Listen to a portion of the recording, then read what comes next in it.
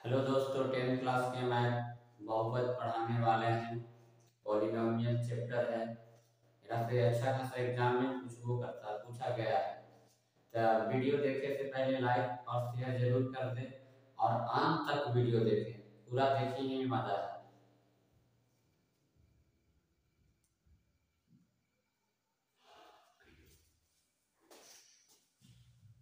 एक पदीय बहुपद कहता है, एक पदीय बहुपद जिस बहुपद में एक ही पद रहता है, जिस बहुपद में एक ही पद रहता है उसे एक पदीय बहुपद कहते हैं। कहने का मतलब है कि ए वो पद होना चाहिए।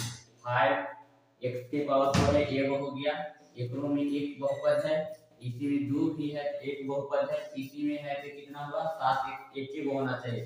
जैसे में 8x दे दिया या दे देगा 9x के पावर 10। पावर में जितना बड़ा बड़ा रहे, घात से मतलब नहीं, हमको कह रहा है कि एक पद है, मतलब कि एक पद होना चाहिए। अगर यहाँ पे 20x के पावर 50 दे देगा तो हमारा एक पद ना है।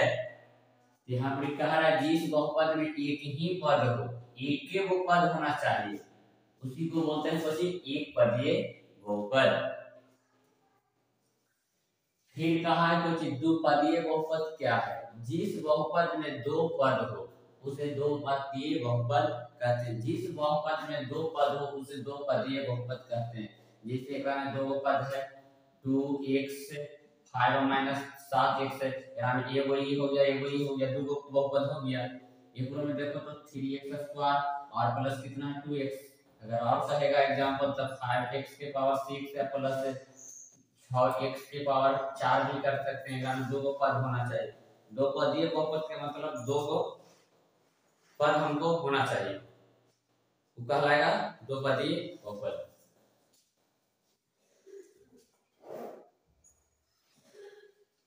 अब कहता है त्रिपदीय बहुपद, जिस बहुपद में तीन पद हो, जिस बहुपद में तीन पद हो उसे त्रिपदीय बहुपद कहते हैं। जैसे एक पद हो गया, दो पद हो गया, तीन पद हो गया, हमारा कहलाएगा कुछ त्रिपदीय बहुपद। इसी में देखो एक पद हो गया, दो पद हो गया, तीन पद हो गया, ये कहलाएगा कुछ त्रिपदीय बहुपद। जैसे यहाँ पे x के पावर 4 प्लस यहाँ पे दे देगा 3x स्क्वायर प्लस 4 में के बहुपद हो गया, एक को, दो को, तीन को, ये कहलाएगा कुछ त्रिपदीय बहुपद।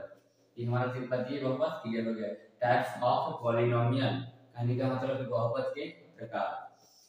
पहला आता है एक घातीय बहुपद। इसमें घात का बारे में आ गया, इसमें घात के बारे में चर्चा कर दिया है।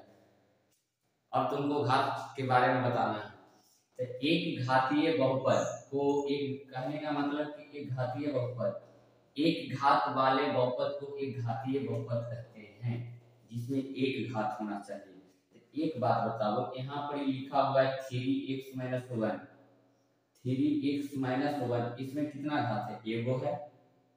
पद अभी नहीं बताना है, घात बताना है।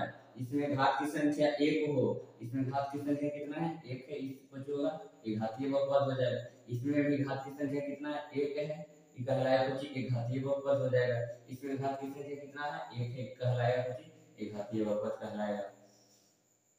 अगर बाद में पूछ देगा एक बार पूछ देगा दो घातीय बहुपद क्या है, दूसरा नंबर क्वेश्चन यही पूछ देगा कि दो घातीय बहुपद क्या है। दो घातीय बहुपद एरा में जिस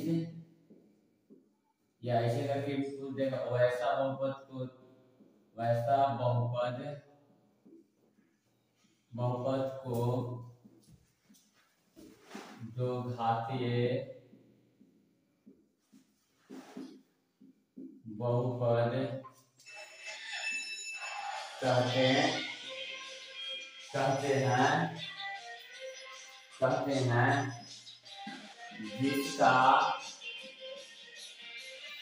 जिसका घात कितना होना चाहिए? जिसका घात कितना होना चाहिए? दो होना चाहिए। दो